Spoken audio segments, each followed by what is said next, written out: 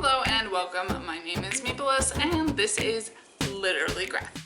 And today we are going to be looking at Spinning, a memoir, autobiographical comic from First Second Press. My first Second Press read in quite some time, by Tillie Walden. Long story short, I think this might be the best graphic novel that I've read so far this year. I'm a bit surprised to see some of the other reviewers on Goodreads that I follow not agreeing with me, but I guess I can see where they are coming from. The page layouts are just too good for me not to continue to think that this is the best graphic novel I've read this year so far. So, just putting it up front there. To dig into some sort of explanation here, no matter how biased, I would like to highlight the ways in which large bodies of text are laid out on the page. Instead of trying to mesh traditional book ideas with text together with comic book ideas about text, which is how I'm choosing to describe long-winded introductions in all caps lettering fonts, Walden paces the text across the page just like she would images. And even if she is using blank space to frame them, you definitely get the impression that they are frames. And you can still kind of see, even though again it's negative space, where the frames would be. This helps the text feel more expressive and well-paced and less dead on arrival, which is at least how I feel about the huge blocks of text in my so-called graphic novels, because I find it very difficult to concentrate on such things because of my anxiety. I also just realized, flipping back through the comic book for this review, that actually Walden is breaking from comic book canon and is not lettering her comic in all caps, which does actually work perfectly fine. Obviously I didn't notice it before, and actually in comparison to some other memoir comics I'm reading right now that use a similar font, may actually be the better way to go, as while it's generally a good idea to letter comics in all caps for easy reading, you get into cursive-y kind of letters, even if they aren't connected cursive-y lettering letters. It does read a little bit easier to have lowercase letters. Page layout and pacing, both image and text, is definitely a highlight of this book for me, if you hadn't guessed already, which strikes me perhaps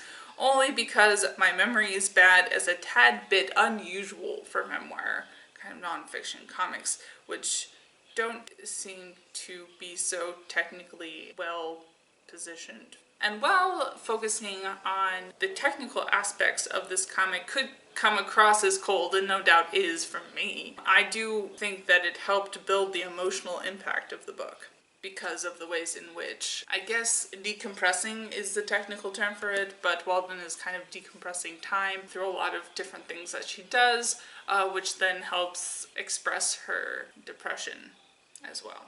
Well, I should pay more attention to how color is used in comic books with more color, and I do, often. The use of an accent color in a mostly one-color comic is hard to miss, and is something that has come up in quite a few books I've read recently. Having made it already this far through the review, you will be unsurprised to hear that I think that Walden's use of color in Spinning is top-notch. Very readable, and building the feels in concert with all the other technical elements of this comic. My only real complaint about this graphic novel is that I sometimes had a hard time telling the skaters apart, especially when they were in uniform, and even tracking which one was Walden in particular. That said, I guess that was sort of the point of their uniform. It did lead to some minor confusion from time to time in a book that was overall fairly easy to read. Focusing in on the more writerly side of things, I do agree with one of the more negative reviews. Relatively speaking, I feel like most of the reviews I saw were still pretty positive overall, is that Spinning is much more focused on the factual series of events of Walden's life rather than any sort of analysis that she may be imposing, ideas that she's reached since the events actually happened.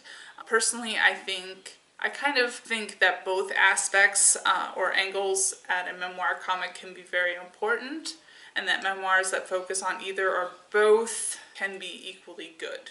It will be very interesting to follow Walden through the rest of her career, which is just getting started, as she just graduated from one of the Vermont Comic Books Academy. I feel like she'll likely come out with some more works in the future that relate back to these events, and maybe perhaps put more interpretation on them as well. I feel like at this point, especially still so closely, still not very far removed from the events of the comic, that it would actually have possibly been a bad thing for Walden to be already analyzing her life up until she left skating, because it could have been a bad interpretation, or at least the one that the reader thinks is bad, or it could have been a dated one, or still a naive one.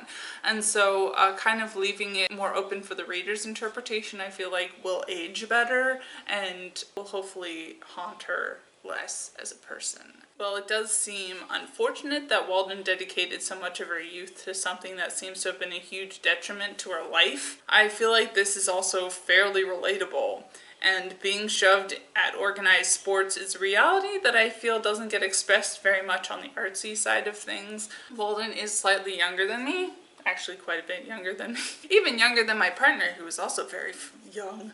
The ways in which helicopter parents felt the need to make sure their children were occupied like all the time, I haven't seen too much of that represented yet. Probably more will be represented as people my age and younger grow up. But yeah, just again, crossing over from the sportsy sides of things to more the artsy sides of things doesn't happen too often. So yeah, I think this is an interesting memoir that brings several things to bear. In conclusion, it was interesting to read this so soon after finishing up My Brother's Husband and my lesbian experience with loneliness, as well as all the other, like, obviously LGBTQ memoir or not so memoir comic books that I've read. My concept of hysteria actually kept coming to mind as I read this, and I can't help but wonder how much damage ideas can do to us physically, even when we don't fully realize what our brains are doing. That's definitely kind of a theme that's been going through a lot of comics that I've read recently. And hysteria in particular is such a gendered illness and still such a mystery in many ways, at least to me. I need to read up on it more, but just the ways in which suppressing yourself can really lead to a lot of physical symptoms. It's just kind of depressing, but also just really interesting, and something I think that needs to be kept in mind when you feel that other people are expressing themselves too much. But that said, that wraps up all my very meandering thoughts, and I will see you all next time. Bye! And as always, Literally Graphic is recorded on the traditional territory of the Mississaugas of the Credit First Nation and Anishinaabe people, the Haudenosaunee Confederacy, and the Huron-Wendat Nation. I live here because of British colonization, Indigenous genocide, and more geographically specific, Treaty 13, also known as the Toronto Purchase, which was finalized in 1805 between representatives of the Crown and certain Mississauga peoples. This treaty was a lie and has since been broken many times over. Saying so reflects only my own small steps towards knowing the truth and does nothing for reconciliation.